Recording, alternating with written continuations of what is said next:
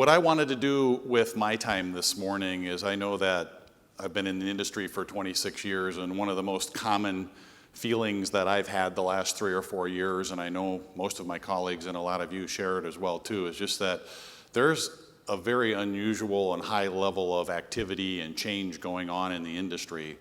And what I thought I would do with my time this morning is just try to categorize kind of some of the bigger picture things that we see happening in the industry and what we think some of the longer term trends are, and really kind of segregate them in by starting out around what are some of those longer term issues that we're monitoring, investing in, trying to understand, and then second half being more focused on current events, kind of what we're seeing today around the manifestation of some of those longer term trends and kind of how we might see those playing forward. So that's how my comments and presentations are structured this morning, to start out by just briefly hitting on some of those longer term comments and then moving more to the current events.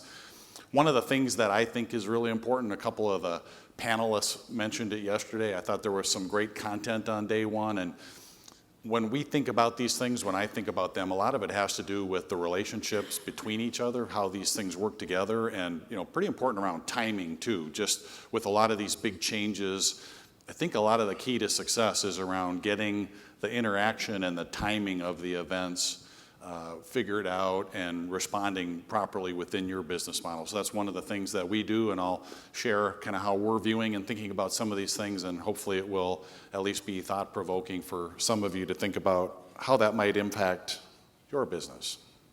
So back to our long-term trends, just a few thoughts on each of them around digitalization. I mentioned earlier that the way I think about it is breaking everything down to ones and zeros and kind of coding it and all of the different byproducts of that. It really is pretty thought-provoking to think about, when you do that to everything, then you can have sensors to collect data, you can compile it all, you can analyze it, you can create lots of process opportunities. To me, like if you listen to the blockchain panel yesterday, a lot of that discussion is around taking these new tools and these new capabilities, just like a three-point shot, and figuring out, okay, how do we rethink our business processes to try to leverage some of these tools and gain a competitive advantage. I know we're in the middle of a network transformation and digital transformation. If you listen to our earnings calls and the things that we do, it's a huge point of emphasis, and I know I've talked with many of you that probably most of us in here are going through some format of embracing digital opportunity, digital change, digital disruption, digital threats, kind of thinking about how this all comes together. One of the panelists yesterday made a comment that digitalization creates the opportunity for competitors from other industries. That's certainly true. We've seen that, whether it's technology companies or other people, retailers coming into the supply chain space.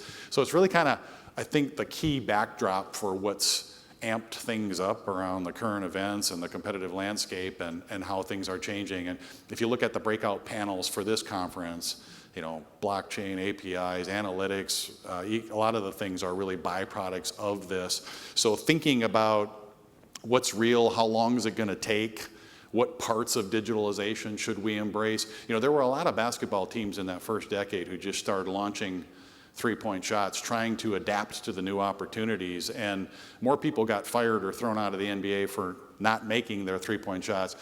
If you look at some of the shots that Steph Curry made in the NBA Finals this year, I'm pretty certain that any one of us would have gotten benched immediately, even if it had gone in, for even trying something like that. So if you think about, there's probably more people who have, I think one of the panelists said it yesterday, invested money that you write off and throw away. It's not like the early innings of some of these things that it's always so obvious where it's going to end up or what the right capital allocation or competitive strategy around it is. But it's a big deal.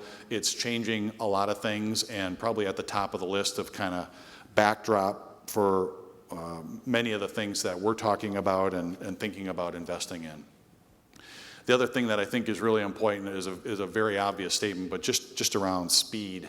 That my whole working career, there's been discussion around the pace of change and how innovation and technology is moving so fast, and speed is a competitive advantage. And I think we've all probably felt at times that at some point it's got to slow down. This is too much, too fast. I would share what I've learned in the last 2-3 years is that it's hard to believe, but if anything, it's probably accelerating.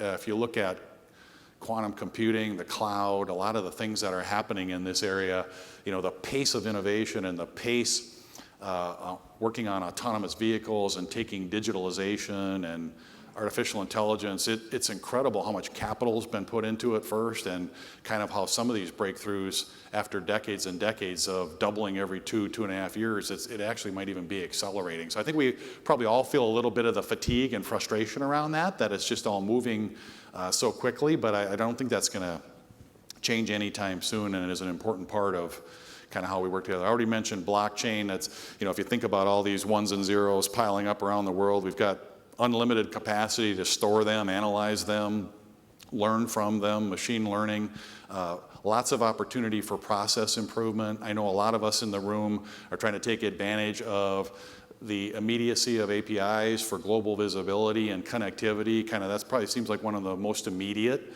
applications of some of this digital technology, is just using it for better global supply chain visibility. We're certainly doing that through our control towers, and that feels like one of the areas of this whole digital era that we are going to get a pretty early ROI on it, just in terms of improving outcome and visibility in some of the supply chain pace.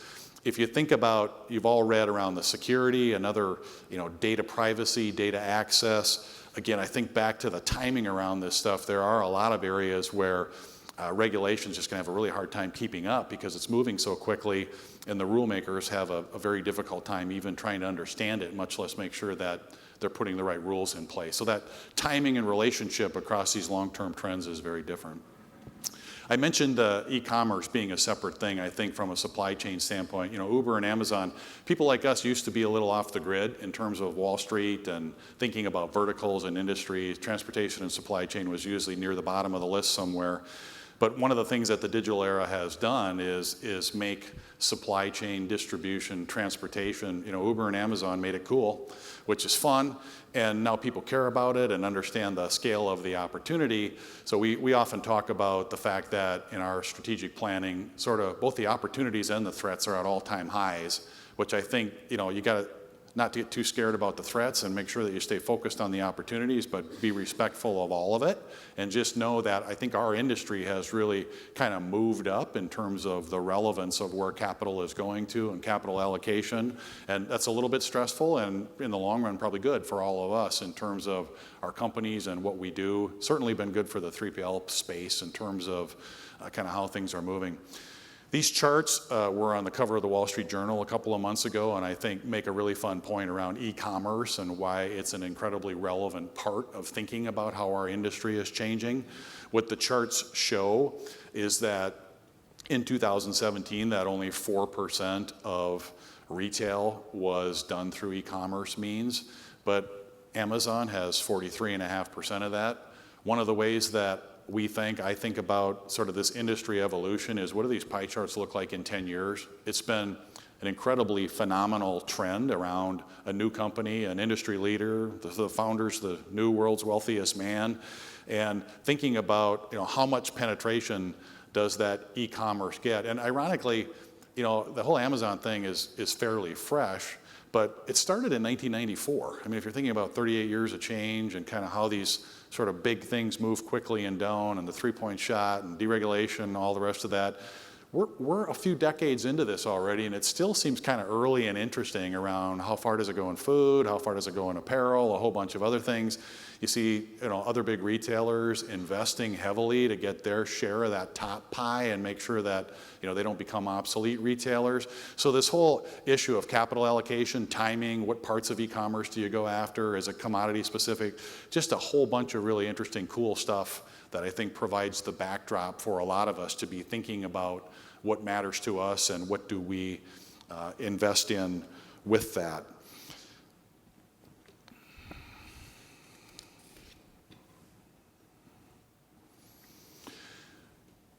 One of the reasons why I think e-commerce is not only important, but really important for us, is that when we think and talk about our business, and I know many of you are probably feeling it too, that this whole last mile extension and sort of the final push of trying to turn most of retail into a pull business rather than a push business, rather than making stuff and stocking up in malls, kind of letting us go online and looking at what we want and pulling it towards us.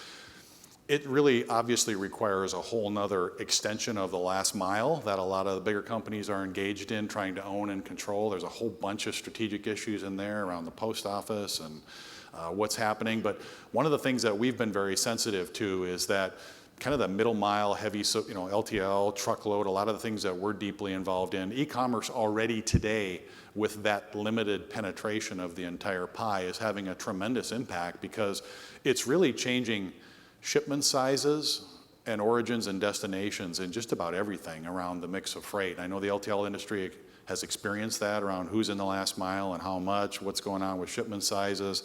The whole thing, while a lot of it's being enabled by digitalization, it's not a new concept. I mean, if you go back, the Sears catalog, the home shopping network, there's been attempts before and different technology tools to try to get us to shop from home and to think about home delivery. But these new digital tools and the scale and the capital allocation to a company like Amazon alone around, kind of trying to tip that over and really push it. It's just gonna be super interesting to see how it evolves for the next decade or two. And already today, I think supply chains are really being impacted in all kinds of ways around more inventory locations, speed, shipment size, fluid origins and destinations. We see it impacting just about everything that we do today. And thinking about 1994, Amazon starts, they go public in 97, same year we did, 21 years ago, thinking about what does the next decade or two look like, how do all these places come together, how much of that e-commerce is vertical specific, great panel about returns yesterday and kind of sorting that out around the sustainability of the margins in some of it. Anyway, it's just a huge topic. A lot of rules and regulations around this stuff too. Hasn't gotten the same visibility or fanfare as some of the other stuff, but a couple of years ago they changed the import duty exemption up to $800. We already see some customers shipping small parcel globally rather than consolidating, deconsolidating. Kind of rule changes like that don't even get a lot of press. 20, 30 years from now, we might be looking back on NBA three-point type things around, wow, that was a really big deal around thinking about how you optimize supply chains and how you change it. Just sales tax the other day too. There was a new ruling put in place around collecting sales tax on the e-commerce stuff. So a lot of different changes that will go on there. So digitalization, e-commerce, the global landscape, I won't talk a ton about it, but one of the interesting things, if you go back to the Robinson slide and kind of we've changed over the last couple of decades, my definition of globalization, when I think about it, I think it's what we lived through in the last 20 years, and it's what we see a lot of our clients and a lot of the world happening more and more. When I think of globalization, I think about the things that I do at work around, again, capital allocation, investments, acquisitions, and thinking about how we've changed in the last 20 years to make those decisions off global or enterprise ROI metrics rather than North America. I guess the question is, if you can invest $1 in Eden Prairie, Minnesota, and it benefits you $2 in Shanghai, China, will you do it? And thinking about how do you optimize? What are you optimizing over? Are you optimizing over a region, over a country, over a continent, over the globe? And we've clearly evolved in the last 20 years, and I think more and more of our industry has, around thinking about their supply chain, thinking about their business, around global optimization. We've got the tools to do it today. We've got the information to do it today. It's getting better and better all along, all the time. And then you get into the regulatory relationship with it around, do you want that? Are you doing it the right way? Are you going fast enough? But we've certainly participated in it, and I would say that, similar to the e-commerce thing, I think there's already some really interesting relationships and connections between global and domestic supply chains that maybe aren't as visible to everybody in the industry as you might imagine, but it's really pretty amazing some of the stuff that's already happening.